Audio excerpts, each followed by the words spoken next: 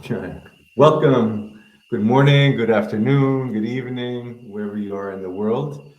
This is Shaman's View, and I am Ray Christ. And I'm Nina Christ, and today we are talking about the words that color your reality. It's a Let me beautiful see. topic. I It's a love beautiful this topic. topic. I want to see that one of the most important things, one of the things that we don't think of, and according to the shaman's view, is the understanding that words have history. Words have history exactly like people do. So, with their history, like people's history, they acquire a personality, they Mm. acquire a tone, they acquire a color of a predisposition. Words are a tricky thing. I think that it is not a coincidence that it's the first sentence in the Bible that says, "In the beginning, there is the Word." Mhm. So, with life and consciousness, or in some way, in some big way, consciousness itself means to have the ability to put things in words, even if I'm not speaking them, to think them, to say, okay, Mm. I'm looking at the sun.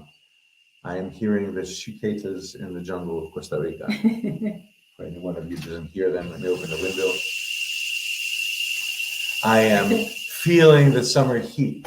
So essentially, words, there's a huge leap of humanity, of a huge evolutionary leap in humanity when we acquired the prefrontal cortex. And along with that, we got intuition, empathy, love, compassion, Mm. and language. So before this period that we don't have the prefrontal cortex, we're more like we're like Mm. we're Survival. expressing certain in a survival way. We're Yeah. expressing very basic, grunts of fear, or grunts of pain, or grunts of hunger, or grunts of desire. It's whatever it is. But when we bring in this prefrontal cortex, when we're given the prefrontal cortex, we acquire language. And words now begin to describe to us what life is. So as years and centuries go by, all these languages are developed. One of the first early languages are Mm. Quechua. The first language on the planet is Sanskrit, right, Mhm. which was actually created in the need, with the motivation and the need to write down all the things that the great sages, the shaman yogis, were talking about, what life is, what it's about. Mm. As history develops, the history of each word and how it's colored and what it is in its memory itself is beginning to develop. So when we have the Dark Ages, and Mm. when we go through the whole persecution, the witch hunt, the persecution of the feminine, of the animals, and of magic, there are tons of words that are now beginning to be loaded with fear. Mhm. And I notice also with the word shaman, because we work with shamans, because we are shamans, we are all shamans. Yet, I used to, 20 years ago, when I would say to someone, I work with the shamans, I would always get this reaction. People would be like, oh, and they would Yeah. kind of back away in memory of the persecution and cellular memory of the fear. It's like, I don't have anything to do with that because I might end up in the fire, in the fire. Um, witch, the word sorcerer, the word seer, and in Spanish, the brujos. Yeah. These are all words that are loaded and they have been persecuted.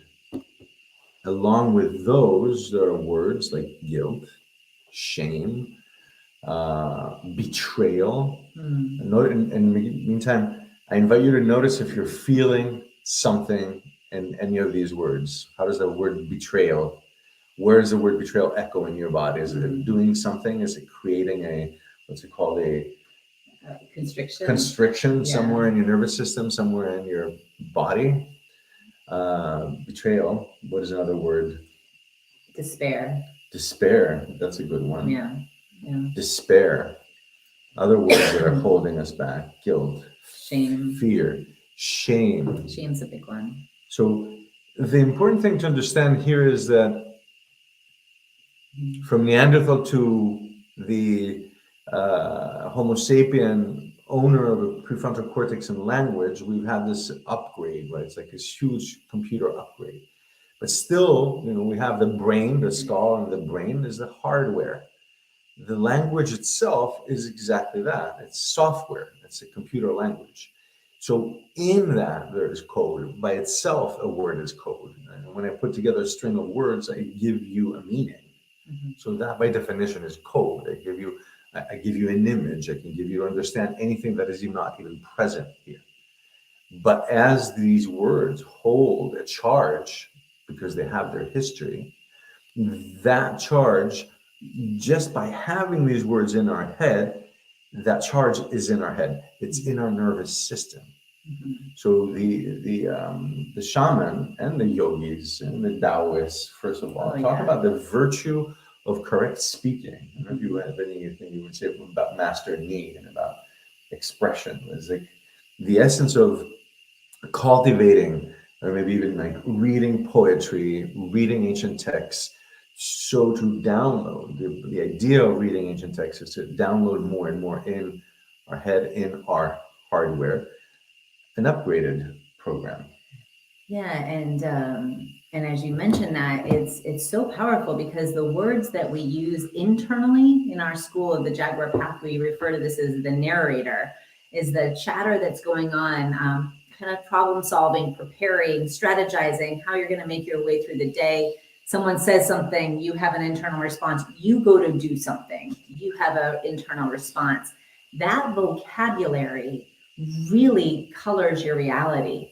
And so the vocabulary that you use in that internal self-talk is also what you're going to be using with your loved ones. And as you're communicating, like Ray said, this communication, this form of communication that's been developed through the years, is really the code of how we're opening doors or closing doors in our life, how we're developing the relationships, the quality of our relationships, and the energy connection between us and the other people in our life.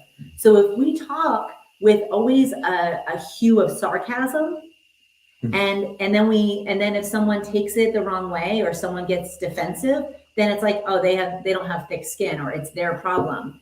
Well, if that's happening outward, then what's happening inward? And so the Taoist and Master Ni, one of my absolute favorite teachers, authors, just phenomenal, talks about how if we want to practice the virtues of heaven, we need to make sure that we're doing that on all levels. And so we want to be aware of all the gates. What are we taking in through our eyes, through our ears, through our mouth, through our nose? What are we allowing to release out? What are we allowing ourselves to hear internally? And I like the message coming through. Yes, we are in Costa Rica for our Shamans Retreat this week. We're very, very excited to welcome the shamans. Today, they'll be arriving. And the cicadas are going wild. We are in the center of the jungle here, right by the Osa Peninsula. We are debugging our internal program. If you were not here with us earlier, watch what happens when I open the window. It gets even louder. But it's interesting because the jungle has the ability, this sound. Programming our brain. Yeah, this sound is almost like there's like a tuning that's happening, and nature has the medicine. And so, as you mentioned, Tai Chi, we go to nature. We talk about the shamans. We go to nature, and we can cleanse ourselves of the internal chatter of this vocabulary that, if you notice, continues to evolve. It's not fixed. Our vocabulary continues to evolve. Oh, there's new words that have been added to the dictionary. Oh, we're changing the way we relate or we refer to one another. And because there's all that fashion of like what's politically correct. Yeah, you can use those words and not those and words. what's allowed, what's not allowed. That's where you see the dynamic. And there starts to be I have clients that they say, I don't know if I'm allowed to use this word. I'm not sure if I said this, if I offend somebody. But I can tell you from living in a country for 3 years that's Spanish speaking and learning a whole new language, and now moving to Greece, I'm beginning to learn Greek, which I love. It's amazing to feel how our language really can limit us or liberate us. And it's not just the culture that's embedded and woven into the programming, the code of the language, but it's also the people. There's a collective understanding within the vocabulary that's used within us, a group of people, a cluster of people that says this is okay or that's not okay. And it's unspoken. That, yeah, That's unspoken. that is so important. It is so important. Literally unspoken. So because it's hidden in the program. So this is a big part, and I love this as a segue to say that. So when we think, we're using words that allow us to interpret life. We only can understand life through our own interpretation. But yet, our own interpretation is not our own because it is not our own language. The language already, you pick it up and you start saying to yourself, there's a beautiful day, or there's this loud cicadas. Whatever you're saying are words that are given to you by the collective. Mhm. The most important ones, and I say all of them are important. Mhm. Right? In the beginning, there is the word. For every second, the beginning of understanding and being is in the word. Mhm. So what happens is this preloaded history, preloaded quality that taps into a sensation in the body is there with the word. So when we arrive anywhere, we're predisposed. We're like already have a set mind towards reacting to things, Mhm. which is set up by our mammalian brain and the amygdala to help us survive. So if we heard fire is a bad thing, when you hear the word fire, it immediately does something to the mammal inside you, Mhm. right? Instinctually and for survival itself.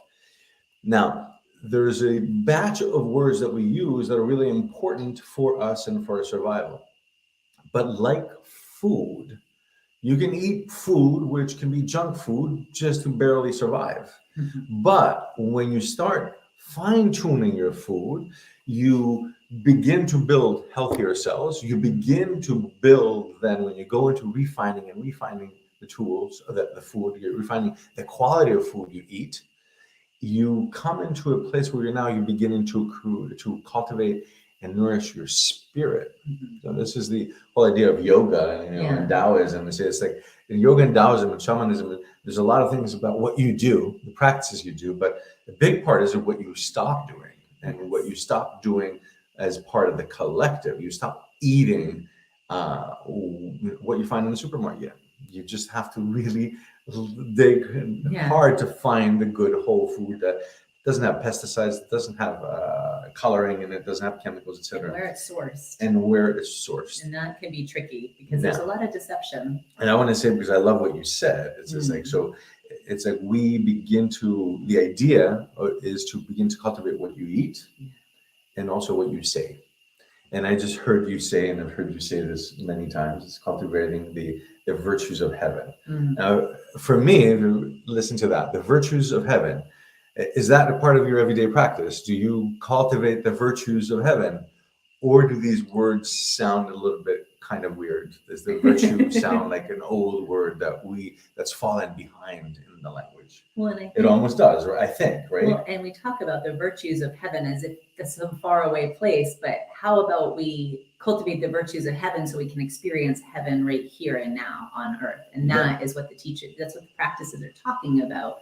If I can have, I want to say discipline, because it takes awareness and it takes an effort, it takes an engagement Mhm. to say, okay, this stream of consciousness is going in this direction and everyone's using these words, but I'm gonna hold back. I'm not going to participate. I'm gonna pick and choose what feels right for me, what works for me. And I'm only gonna use the words internally and externally that really resonate with me, that allow me to step into my power, that allow me to create a life that I really love. And what I mean by that is like, what reality do you live in? How do I begin to interpret Yeah. and choose interpretations? And What are you reading from? I'm reading from the Yoga Sutras of Patanjali.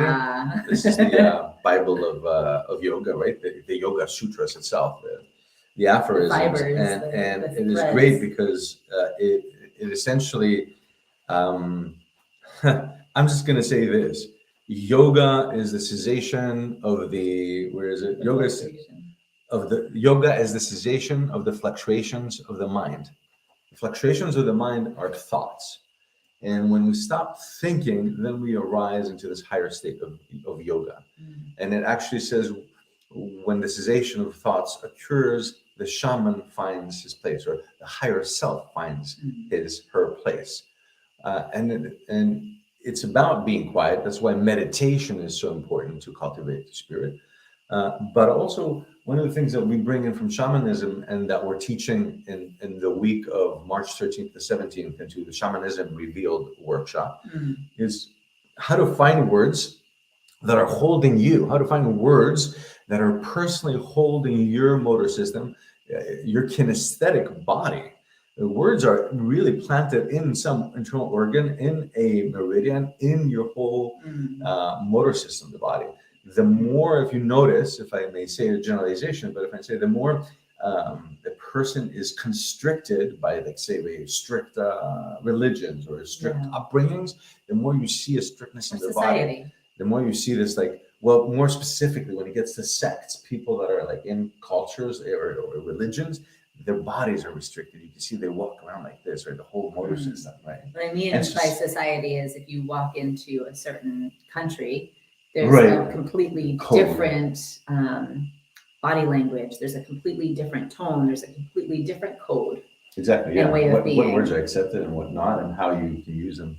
So one of the practices that we do is deconstructing words. Like we take a word and we have a method. It'll take a little bit longer for me, and we'll share deeper into the training that's coming up.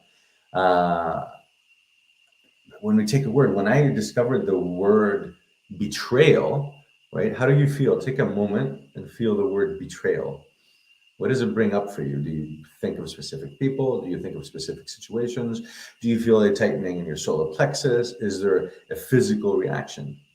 When I broke down the word betrayal, which was something that I had felt in my youth and in my life that really made me suffer and held me back, I broke down the word and I discovered that the word said beat ray with a rail, betrayal. And I was astounded to find that whoa, these syllables held this power in my subconscious. Betrayal, beat ray with a rail. And when I was able to go through these practices we do, and we like take apart all the word, I was able to reconstruct it and reconstructing new neural pathways in my motor system and my subconscious. And the word became be free as a whale. Be free as a whale. That's beautiful. And you're going to be sharing more about all of this in the Shamans Revealed week-long intensive. Yeah, coming up March 13th, 17th. First time ever, brand new training, really important tools, taking care of words, cutting cords with previous relationships and people that may hold us back. It's accelerated healing. I mean, it's a week of going in. It's a nice, beautiful, intensive training, yes. Yeah. That's accelerated. And we just arrived here for the Shamans Retreat here in Costa Rica. Ray will be sharing this week-long intensive in March for online is Shamanism Revealed. And so as a special kind of celebration as us connecting with the shamans and wanting to say thank you to everybody, you'd like to offer a special for just the weekend for anyone that registers this weekend. Anyone that registers through this weekend, from all of you guys hearing me now or receiving the recording, 50% off from $980 to $490, if I'm doing the math correctly. Huge, just a 5-day, super concentrated, change your life and way of thinking. Yeah. And that's that discount's good until the end of the weekend. So 12 o'clock Sunday night, the 29th, January 29th.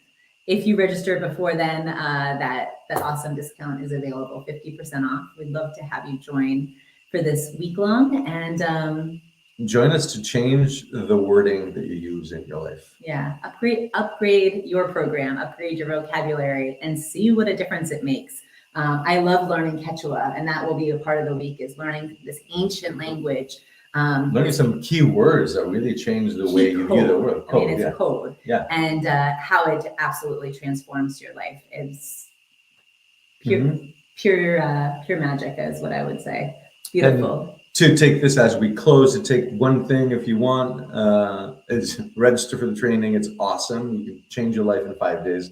Super accelerated. Revolutionize the way you think and the way you act, and watch how life outside changes. But also, it's like choose one word now that you want to take out of your vocabulary. Mm. Notice if there's this thing, take a moment, close your eyes. What is one word that holds you back that you would like to take out of your vocabulary? What is one word that's always held you back since you were a child till right now? Where do you feel it in your body? Bring that word to the workshop. Let's break it down. Let's reconstruct it. And let's open your heart and your whole luminous field to shine out outward in the world. You're a beautiful light. Thank you for joining us for the Shaman's View, and have a beautiful, beautiful weekend. Love to all. Thank you.